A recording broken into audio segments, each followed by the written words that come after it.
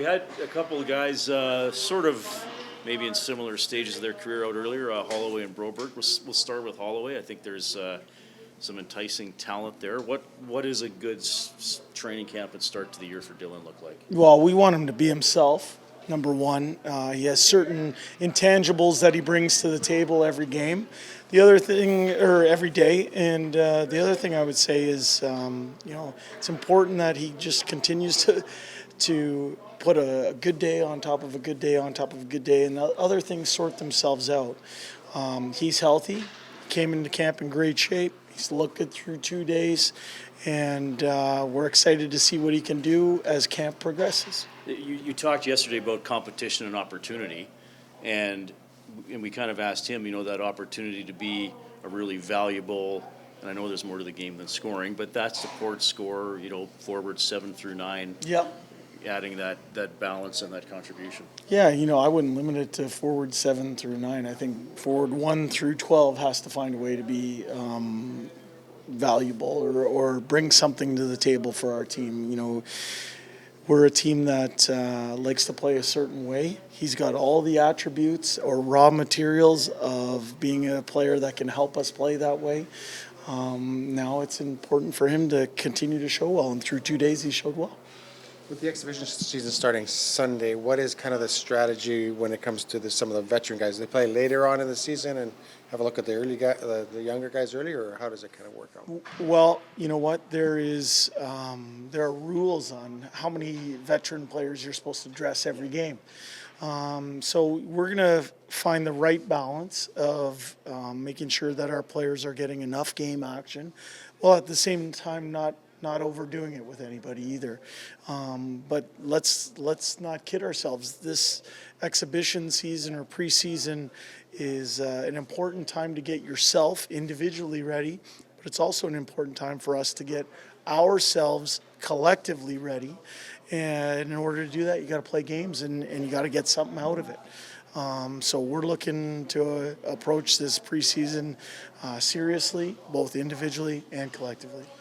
Earlier this week, I think Matthias was talking, and I think Kane alluded to it as well, as maybe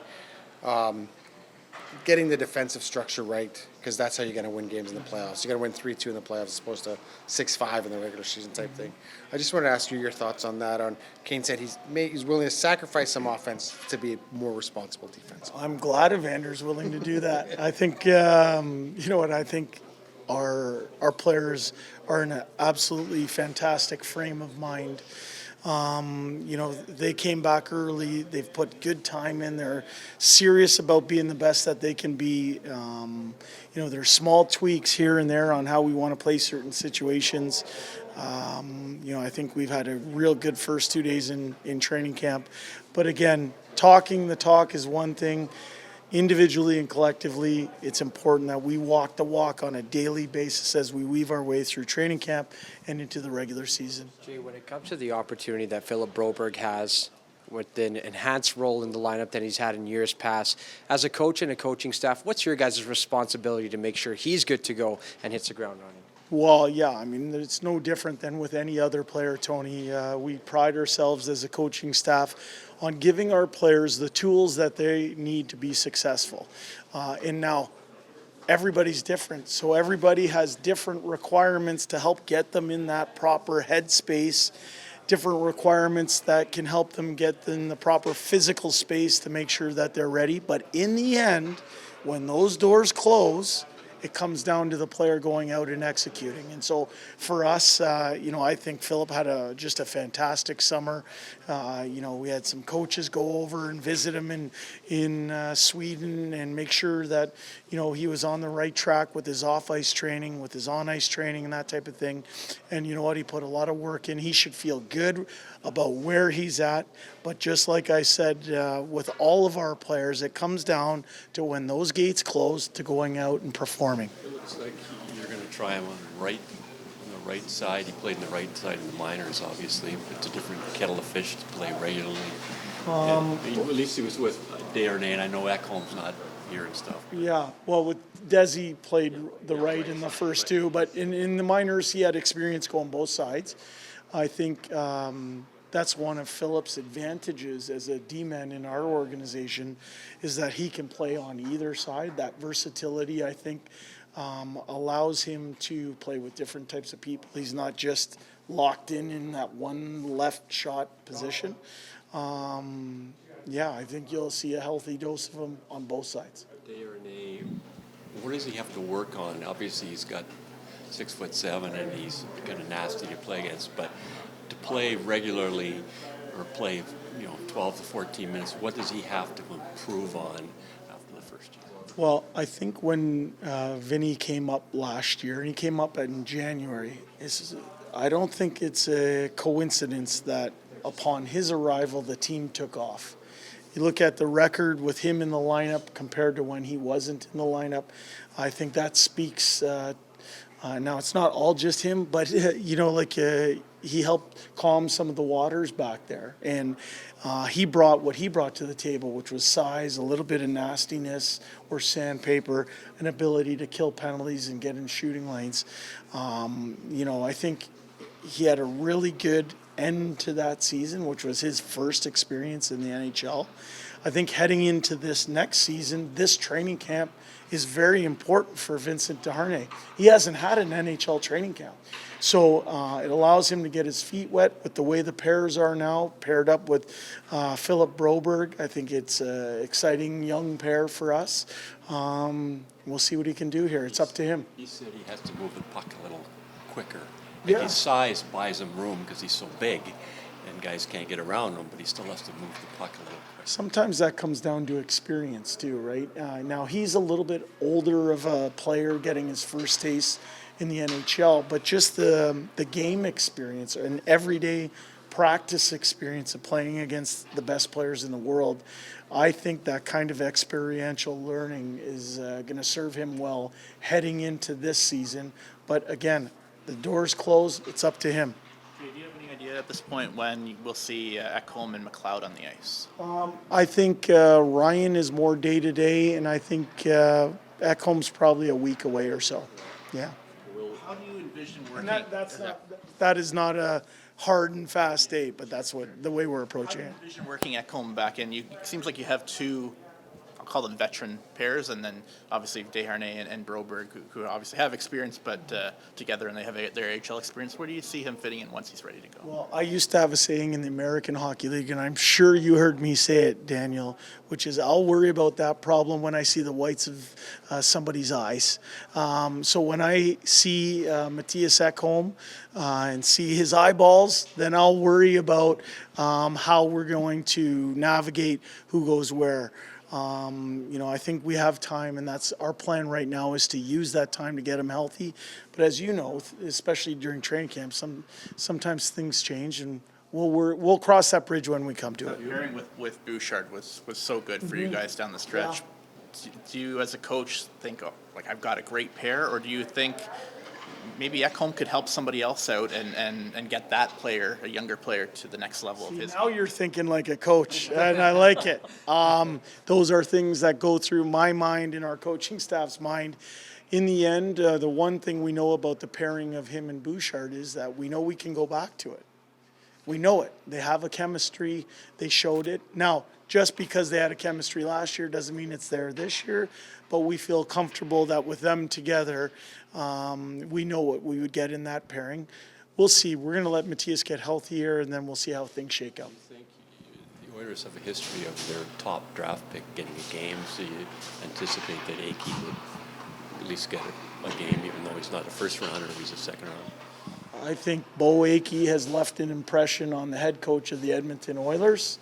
I think he's looked very good. I think he's a quality draft pick for our organization. I would expect him to play in an NHL preseason game. Junior teams are always crazy. You're always on the Yeah. phone saying, Yeah. get my guy back, and we're starting our season. I know we love this guy, but playing in the NHL, but we want him back. So. Yeah, I would say that he showed very well in Penticton, and I think he showed very well through the first 2 days here. We'll see how tomorrow shakes out, but I would expect Bo Aki to play a preseason hockey game. Jay, just switching gears here. Tomorrow's Oilers Fan Day.